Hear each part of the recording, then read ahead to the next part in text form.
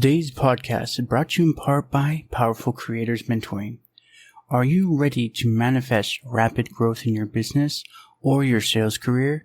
Head over to powerfulcreators.net/mentoring.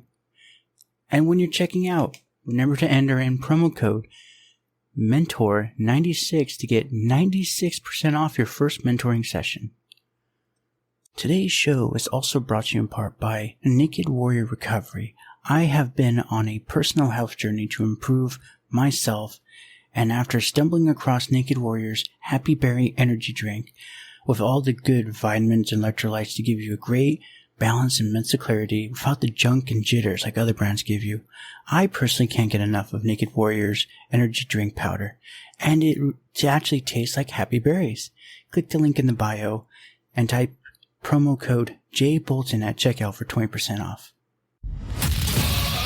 Welcome to the Josh Bolton Show, where we dive into interesting and inspiring conversations. And now, your host, Josh Bolton.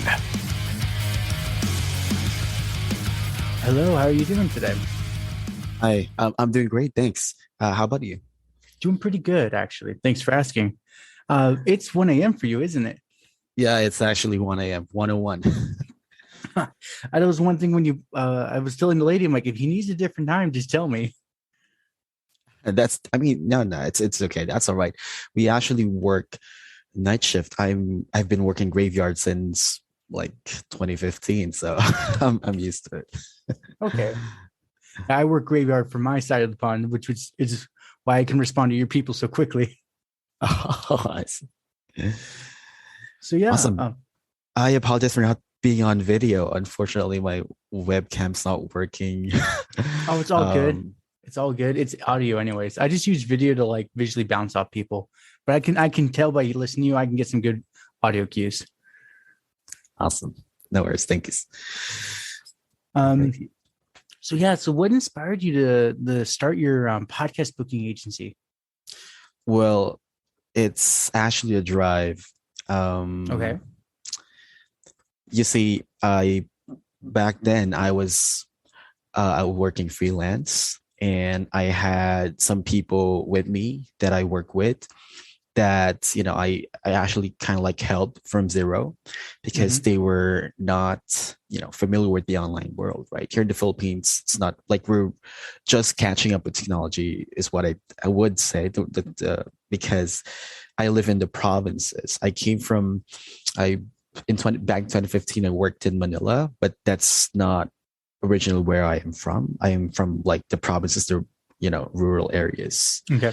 And not much technology or that kind of stuff. In my hometown, it's actually like very mountainous, and even internet is not very great. But yeah, so when I came home from Manila after working in a call center, I worked home base, freelancing, and I acquired a bunch of clients and niched down to podcast guesting. I was a virtual assistant formerly with a lot of companies, and I niched down when I discovered PR and podcast guesting more specifically. And I trained some of my friends and acquaintances to do work as well, because here in the Philippines, a lot of people have their mindset on like, if you want to be rich, you either have to be very lucky, be a politician, or just work abroad as a domestic helper or something. Right. So I want to kind of like try and break that tradition. Like, no, there's the internet and it's a notion of opportunity. Oh, it's 100% is. Yeah. So my niece, who's working at the bank at the time and who's earning like a measly, you won't believe this, but she's working 6 hours a day. 9 hours a day for 6 days a week. And she's earning like, let's say around $200 a month. So something like that. Right. So what, like $2-3 an hour? Wait, is that your currency or my currency? $200 a month US. So that's like, in our currency, that's 10,000 pesos, right?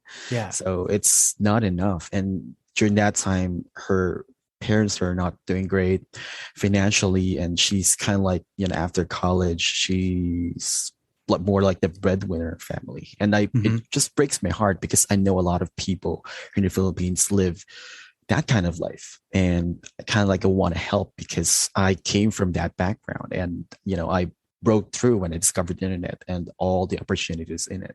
So I trained them, and then it came to the point where freelancing is just not stable, right? So no, it's not. So you get some clients after some projects are done. Sometimes you move on and you go out and find another client. And I was thinking to myself, I'd say, what do I do to make, to give these people, help them make a living and help them, in the future, like retire someday, and, but just not just retire, like have a decent income that can naturally earn them a living and a comfortable life in the Philippines, and, even help their parents, etc.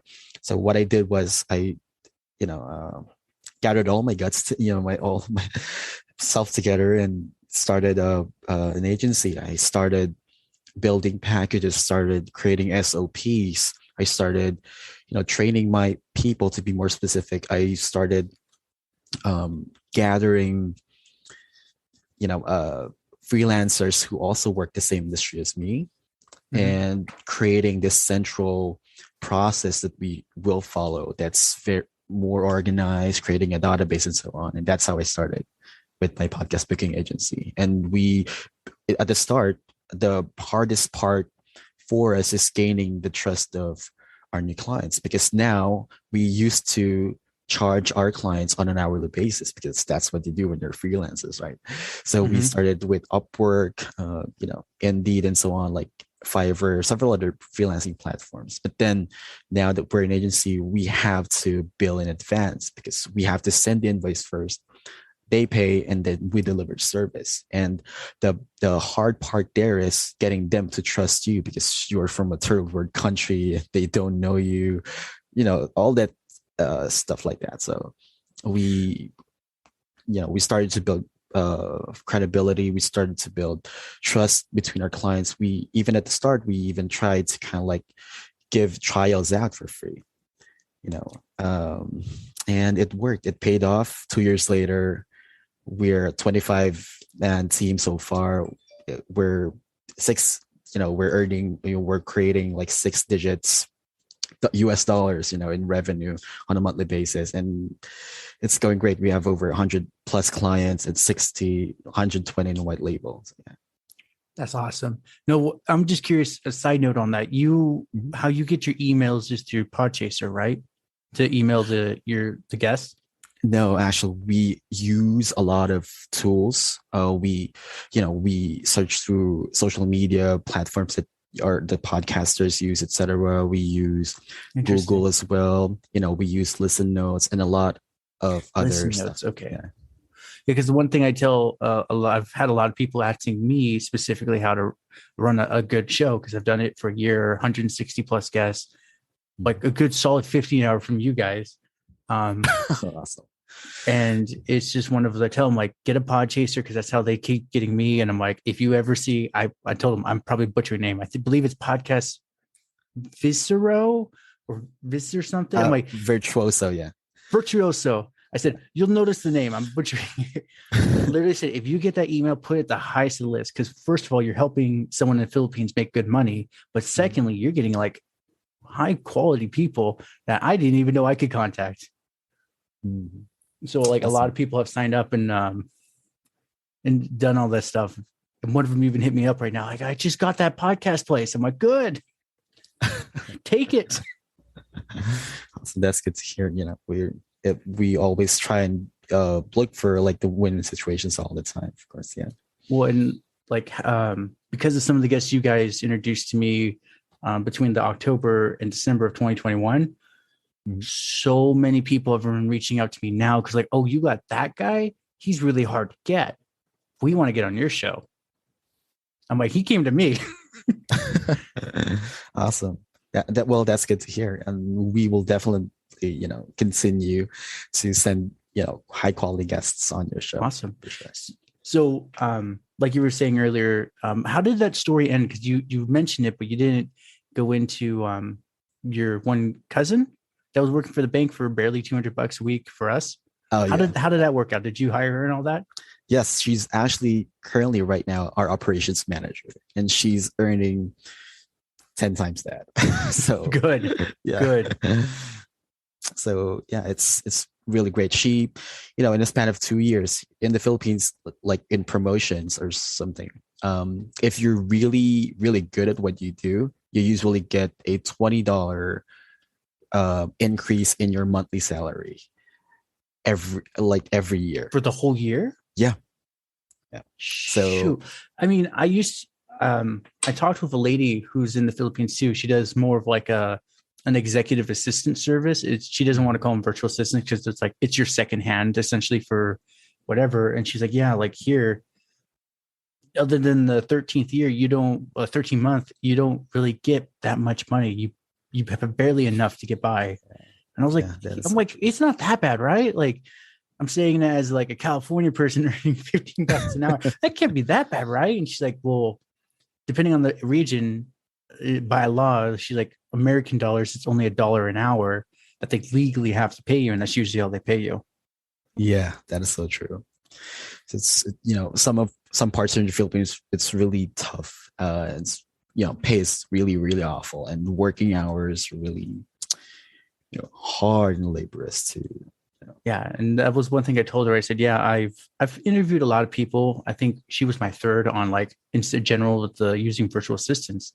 But I said, I've come to realize what we don't understand about the Philippines, but a lot of the cultures like that, it's essentially legal slavery, which there's no way to end a cycle like you did. Like, how do I make more money so I don't stay in this cycle and forever stuck here? I said, I told him if I hire something, it'd be pennies to me, but it'd be like a fortune to them. And I'm glad if they can go out and buy their property and rent it out, start their own ecosystem and get rich too. Yeah. Yeah, totally. Like you said, you guys over there have way harder work ethic than us in America. I had a real estate guy come on and he was saying, he's like, I hire like 20 virtual assistants because he's like, honestly, for half the price of that I pay for my guys for minimum wage, they get 10 times more done, and they feel like they're overcharging me. And he's like, no, keep doing what you do. Yeah. So in your up and coming journey of all this, what was the I'm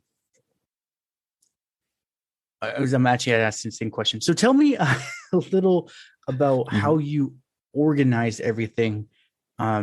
You made your protocols and your list for your people, so you could just hand them a piece of paper and say, this is what you need to look for, and this is what you do. Yeah, we actually have, on top of that, we actually have, trainers that, I personally have trained when we started, and we created these really, really, I'd say detailed SOPs that are expert connectors or podcast booking agents, it's what they're usually called, follow. And they also go through a 3-month extensive training before they even handle a client and book them on podcasts. So our basic process is that we have this database of right now it's currently over 30,000 plus podcasts that we have booked clients on, right? And wow. It's being added to on a daily basis as well, because we also have this department that only do research of new shows based on whoever client we have right now and their niche and what's like the best podcast to book them on. So I'm just genuinely curious, where would I be in the whole spectrum of things? Just off the ball. If you don't have it in front of you, it's all good. No worries. I've actually seen it, and your podcast is on our category of like success stories. Interesting. Okay. Yeah. General business success stories, general entrepreneurship podcasts. So cool. We have a database that's really categorized, really, niche down, very specific towards, okay, so if this client, and on our process as well, we also never ever book our clients on podcasts they don't want to appear on, right? So we always get approval. So say for example, if we pitch someone podcast and we get 5 interested, we go back to them and say, hey, we got these 5 podcasts for you, let me know which ones you're interested in, and we paste one example interview that or episode with the podcast. They get to listen to it, they send us their thoughts, and if they want to be a guest on that show, then we go ahead and book it. So, that's awesome. I figured something like that was going on in the background, because a lot of the guests that come from you were just like, dude, we did our homework and this and that, and the GG or this was like throwing different stuff out at us for it. And I'm like, so I like put it together. They're doing something in the background to make sure they're happy with what they're booked with. Yeah. That's awesome. We make sure, because we actually come from, like we have experienced a lot of scenarios, and we have just perfected our system, right? So we make sure clients are happy. The podcasters also are happy. You're not just, trying them random people, something like that, because we want to maintain relations with these podcasters like yourself. And we want to, give you as much juicy, valuable content for your audience as well, so you can also grow. It's always like a win-win situation for parties. Oh yeah, and it's one of those, like the guests who come from your service. I said, when I can afford it, I'm definitely throwing in my money with them, because it's like they will hustle and get me on more shows than I ever could on my own. I see. That's good. But that's interesting. So you said SOP, right, for your protocols? Yep. Standard operating procedures. Yeah. Yeah. So I was just clarifying for me. So when you're categorizing everything, let's say a guest just says, hey, I'll come on pretty much any show you can get me on. I just prefer not a politically left-leaning person. How would you approach that? Like, let's say I just want to get on as many shows as possible within our agreed amount, but I said it's hard for me to deal with more left-leaning politics. Would that limit me, or would that actually increase the podcast you could get me on? Well, so far we haven't encountered any, requests like that before. Yeah. Okay. There's always a first with Josh. Well, that's good. And that's a great question. Yeah. So if in case we do, we of course make sure that we understand what they mean first. Right. So we do research, we do with a research team and stuff. And we then also review the podcast. Like, we, believe it or not, if, we would review as many episodes as we can to make sure that we really get this podcaster's opinion on politics and stuff. So we know that, it's always not it's never going to be a not good fit for our client. So the last thing that we want to happen is we book a client on a podcast and they have a bad experience, right? So you know how that goes, right? How one little mistake can ruin everything almost. So that's definitely what we're going to do.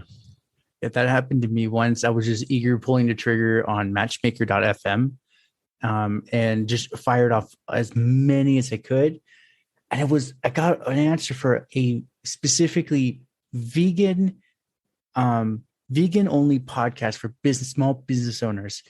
And I was just so curious. I'm like, that is such a very, very small niche. How does this work? So I jokingly, I'm vegan, I'll come on. I'm sitting there as I'm eating my bowl of meat and pasta. I'm like, I'm totally vegan, I'll come on.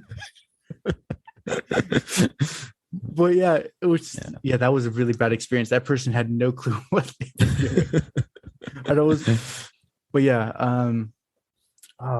So what are some of the interesting success stories on booking one of your guests, and somehow with booking them you've actually increased their sales too, or whatever? Yeah, definitely. I can tell you a lot of stories right now. We have a lot of clients get back to us with some crazy stories as well. We're doing case studies now with some of our clients who are really happy with the service, and I have this relationship with one of our clients because he over the past well, believe it or not, he's currently signed up with us for the next year again. Okay. Right. And he's currently signed up with us this year.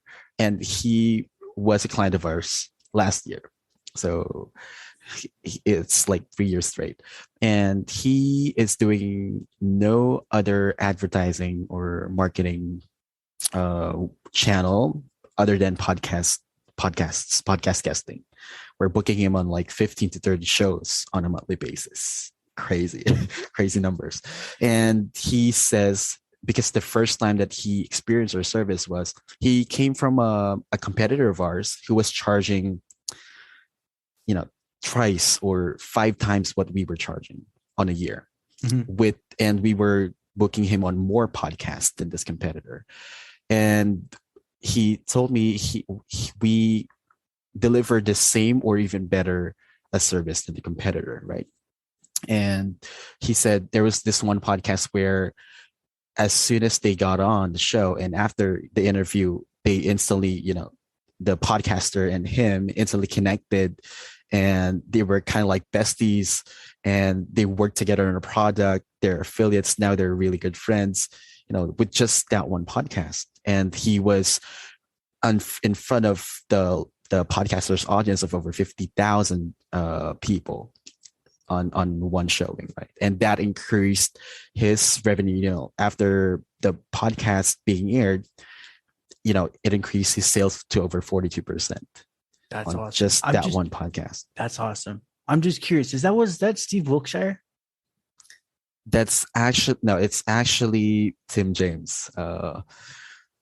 Okay. My Chemical Body. He's also a podcaster as well. Okay. Because the story you were telling me, I'm like, that sounds like Steve Wilkshire that they sent me. But I'm sure you get a lot of those in general. Steve is actually a referral of Tim James. Tim James has just referred a lot of people to us since I'd say over 10 currently. So that's awesome. Yeah. No, that's a good stream. That means he believes in it. He's willing to risk everything because he knows it's a good product. That's awesome. So I'm just curious. Let's just say now everyone's like super interested in your services. What would be the general packages and pricing for them? Well, we actually go by we have pre-built packages for you, of course. But if if anyone wants kind of like a custom built package, you can definitely do that. It's just $150 per booking, and it's not, it doesn't discriminate between podcasts. Like even if we get you on like Joe Rogan or something. Dude, that would be, if you could get me on Joe Rogan, I'll give you 20 grand right now. Right. So yeah. So it's $150 per booking. But if you want their packages, you can just visit our website. It's laid out there. The starter package is $1,200 for 6 shows for 3 months. So you get like a hang of what it's like to be a guest on podcasts, and you get to build your momentum as well. And it's not too many. That's perfect for, startup business owners, right, coaches who are really busy with their one-on-one coaching, etc., or their group coaching. So it's not a lot of podcast booking, but it'll definitely get you on the ground, from the ground. Let's say people are more committed and they're saying, I want like 4 or 5 episodes a week, essentially like one interview on someone else's show once a week. What would that range them? Well, right now we also have, like the next package up from there would be like the 4 shows per week. I mean, per month. Oh, like per week, yeah. I'm in. That's 4 shows per month. And it's currently in the price range of like $4,800. So you get to be on 4 shows on a monthly basis. And not only that, we also make sure that, the communication between you and us is really, because now you're committed to us the whole year. So we make sure that we really, help you monetize your appearance, like help you get that ROI that you want, because that's, that's what's important as well with all business owners, right? Like what am I getting back from my initial investment? And then the next package up would be, well, the biggest package we have right now is the content creator, that's like $9,000 for a whole year, but that also includes, that's 5 shows per month. So you get an extra one from the other one. But you also have these social media assets that are pre-built for you, audiograms and social media cards. And we also have like pilots. We're currently piloting right now, like summits. It's not yet available, but for our clients currently here working with us, we're trying to select a few who we're going to pitch to summits as well, because we're getting a lot of requests that, hey, do you also book people on summits? Do you also connect with these people and that people? And they say that they usually have bigger returns on summits. So we're all about helping our clients get their money back. Not only that, make more out of every podcast, interview that they interact on, build the network, build their audience, and just build their business. So then the 4,800 is 4 shows for the month of the 4 shows a month for the whole year? Yes, 4 shows a month for the whole year. And the $9,000 package is 5 shows, but it also includes social media cards, what we call them. It's, carefully built social media images for you, so you can post interview once the interview goes live, and audiograms as well. But sorry, you go. Yeah. But it's actually how it is with us. We're actually also running a promotion right now. I think it's give me one sec, just double check. Okay, I got one of the prices wrong. It's the influencer package, which is the middle package is actually 6,000 instead of the 4.8. Okay. I was gonna say, from what I can remember, it was more 6K. I'm like, did they go down? That doesn't sound right. Yeah, it's actually 6K. Well, I just remember we're always on a promotion. There's always like a promotion running on our end, simply because we want to give value back to our clients as well, and we want to, reach, help people reach their audiences. Because if I'm going to share a story with you, the reason why we really price like these affordable rates for our clients is because there was, when I first started podcast guesting, there was this client that I had whose message really resonated with me as well. And, I really believe in his message. And I told myself, if only PR services are not this expensive, because back then I was his VA, and we were working with a PR agency who's charging him like $10,000 a month for 4 shows. That's insane. Yeah, that's super insane. And he's working with them, and he's not this, but other than podcasts, of course, he's getting like other like blogs and stuff, but that's not very different from podcasts, and he's paying that much money. And I was saying, if VAs like myself can book him, and that's actually how I got into podcast guesting, right? Like, because I actually tried to book him on a podcast, and I did. And I said, well, you're paying me $10 an hour. You can, it's cheaper for you to just let me do it instead of paying this PR company. So, yeah. It didn't cross his mind to do that? I don't know, because maybe he has relations with, or maybe he's been working with them for a long time, or maybe he was a referral or something. You know how people are, right? And once they're set in their ways, they can't see past that. Yeah. Because that's one thing I've been thinking about, is getting like a virtual assistant person and training them up, and just essentially like similar thing is like, your job and your only job, and I'll pay you good money for this, is get me on shows, kind of thing. Yeah. I mean, we here in the Philippines, there are a lot. Like some of the people who have been working with us here at Podcast Virtuoso actually started as virtual assistants, and and booked their clients on podcasts. So I'm curious, the agents that reach out via email and whatever other methods, are they paid by booking, or are they paid just a flat rate per hour? They're actually being paid a flat rate per month based on, but it's, of course, more than if you're working here in the Philippines locally, right? And, because we're trying to, it's kind of like my mission really I have this dream of building this company as a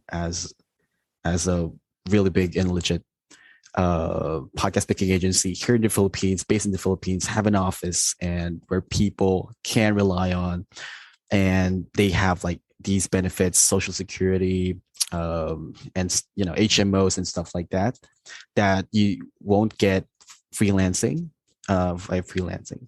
and you get to be proud of your work because you get to pay your taxes. Here in the Philippines, freelancing hasn't really established its taxation yet. So when we were freelancing, we're not getting, if you don't declare your income, etc., you don't have to pay taxes, something like that. So I take it that there's something with, if you don't pay your taxes, you don't get certain perks of being in the Philippines, right? Yeah, something like that. And it's also about, say, for example, like the vote, right? You don't feel like you have the right to vote if you're going to pay any tax from your income, right? It's more like a moral obligation. Kind of like, okay. Yeah, I know a lot of shady Americans like, we don't have to pay taxes and it's okay. We're going over there. Yeah, I've met some people too. Yeah. But that's interesting. So your mission is to help your fellow Philippines. I don't know how to say it, like Americans, whatever it is for Philippines, brothers and sisters rise up from the slum level. Not slums. That's terrible. The field, and grow and actually establish some and actually have something. That's like your goal.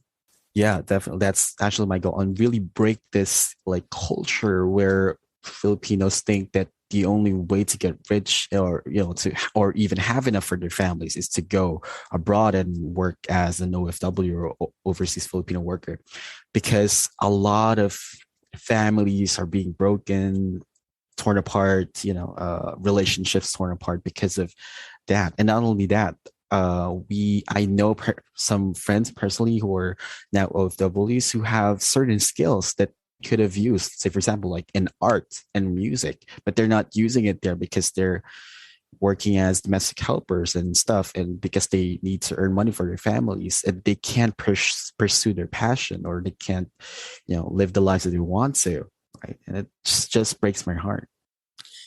It does. Like for me, before like the COVID lockdowns and the thing that messed up the cruises, I was on Carnival, I believe, and there were a lot of Filipino people, and I was just one of them was our like receptionist. So I asked him like, "Hey, why are you here?"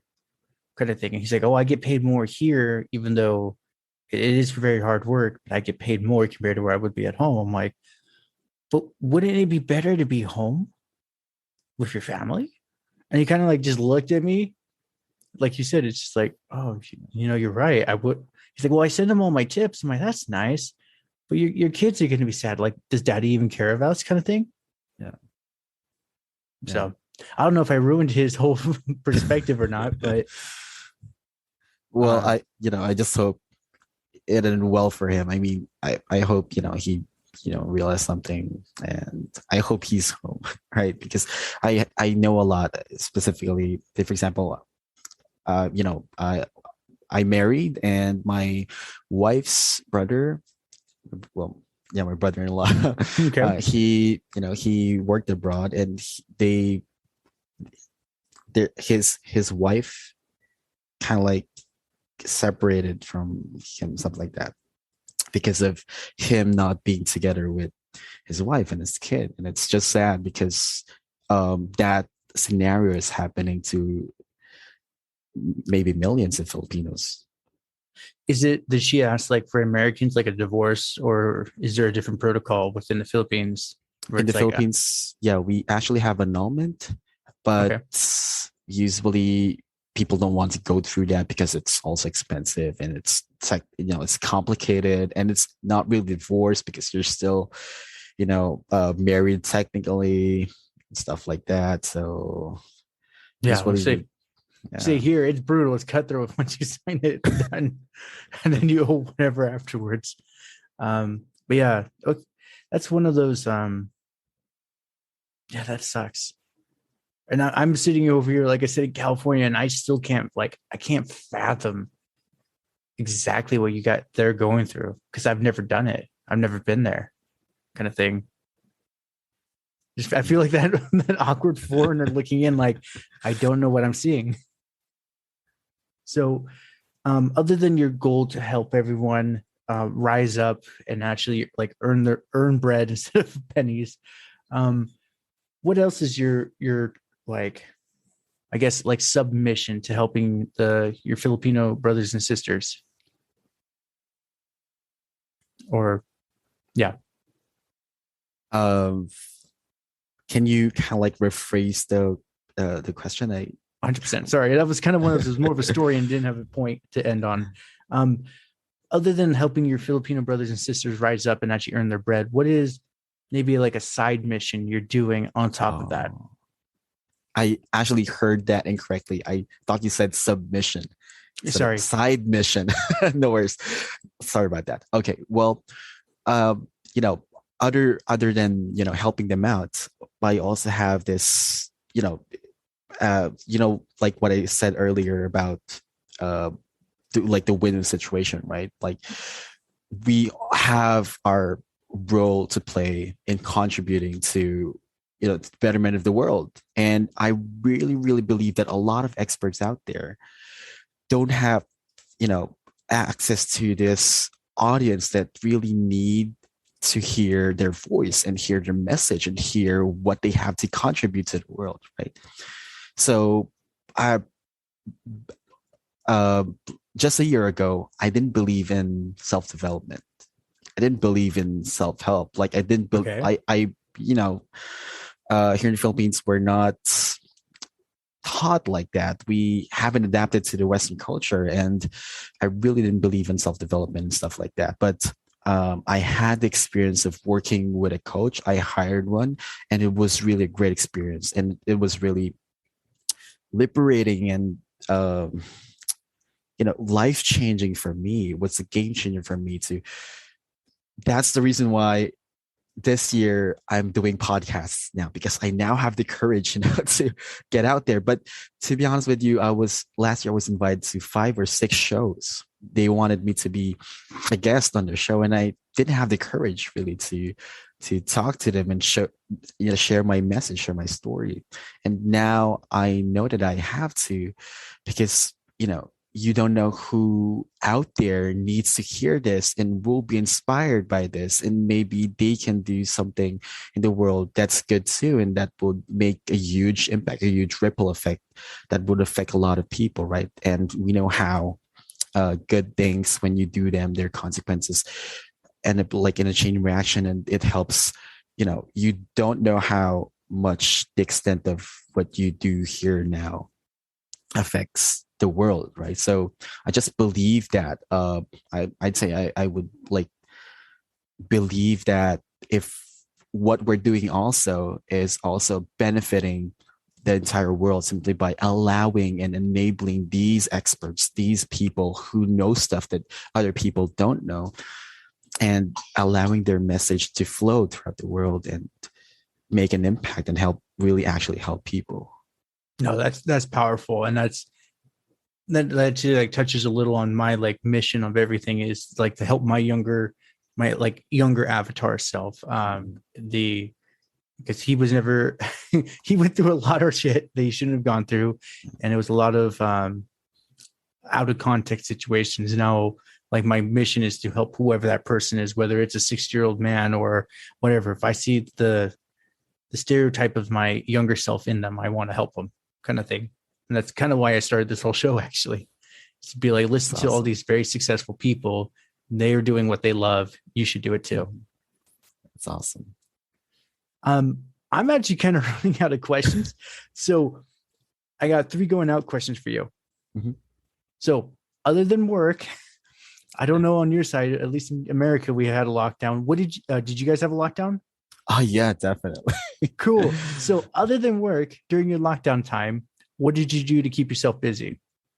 Well, I am a music enthusiast. I actually try and play music. I sing in our church. I also try and compose music. Not only that, I'm also an avid video gamer. What video game? The reason why I'm working online and introduced to the online world is because of video games, actually. Interesting. Okay. Since kindergarten, I've been playing Counter-Strike, and 6th grade, I was playing Dota 1, and now I'm also involved in Dota 2. I play,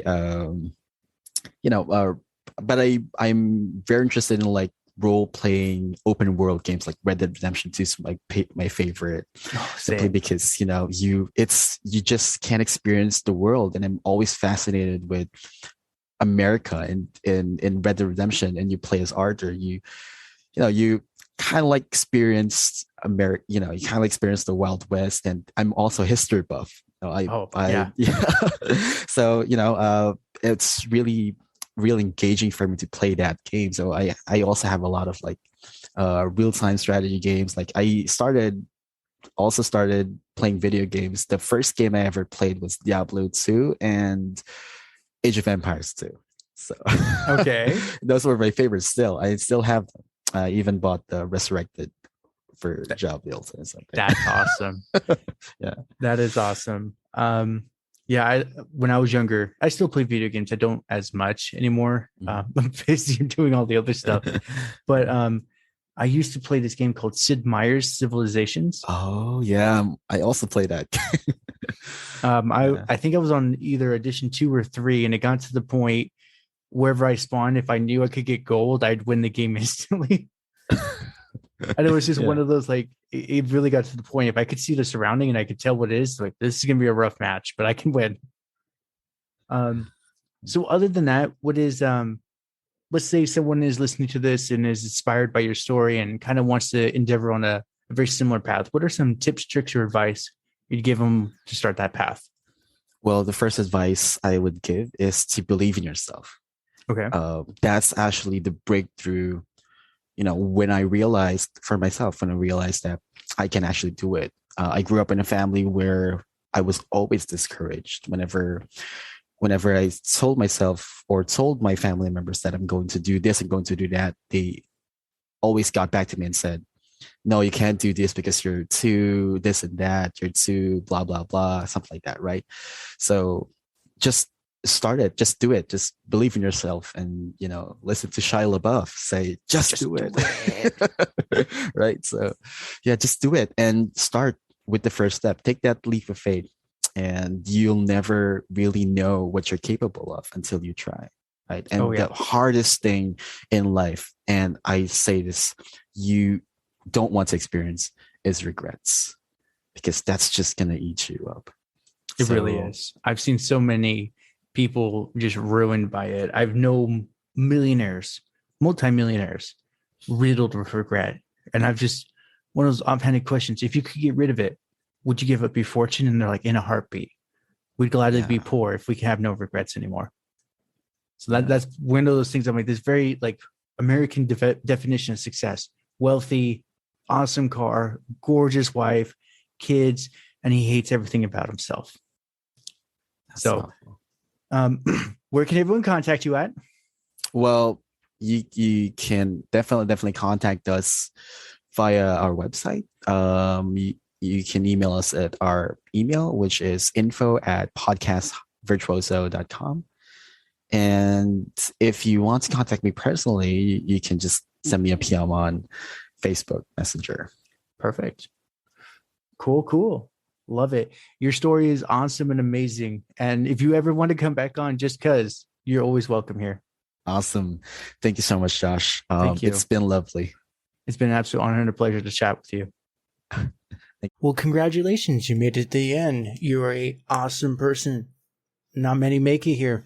So, being the awesome person that you are, can you do me one more awesome favor? Can you rate and review this on whatever podcast services you're using? If you do it on Apple and you leave an actual written review, I have a thing on my website. I will take your written review and post it for all to see. Congratulations, you're permanently sealed on my site. Otherwise, I am trying to do YouTube more and live streaming. I will try to put as many of the YouTube links in the description of the show as I can. So give your boy some extra help over on YouTube. Watch my videos. I just mute it and change the channel, change the window or something. But yeah, that's it. Thank you for being awesome and see you next time.